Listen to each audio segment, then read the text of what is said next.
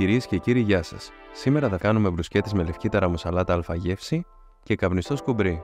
Ξεκινάμε κόβοντας την μπαγκέτα μας σε όμορφες φέτες. Ρίχνουμε παρθένο ελαιόλαδο, αλάτι και φρέσκο θυμάρι. Ψήνουμε στους 180 βαθμούς για 5 με 7 λεπτά περίπου. Σε ένα τηγάνι ρίχνουμε παρθένο ελαιόλαδο, μια σπασμένη σκελίδα σκόρδο και ένα κλονάρι δεδρολίβανο. Μόλις κάψει το λάδι μας, σοτάρουμε το σκουμπρί μας για περίπου 2 λεπτά από την κάθε πλευρά. Σε ένα άλλο κατσαρολάκι ζεσταίνουμε λιέλαιο και μόλις κάψει το λάδι μας, ρίχνουμε την κάπαρή μας αφού την έχουμε πρώτα ξαλμυρίσει. Αυτή η διαδικασία θα διαρκέσει λίγα δευτερόλεπτα, εφόσον κατευθείαν θα αρχίσει να σκάει η κάπαρή μας και να γίνεται κρίσπι. Παίρνουμε τη λευκή ταραμοσαλάτα αλφαγεύση και αλείφουμε το κάθε κομμάτι ψωμιού μας.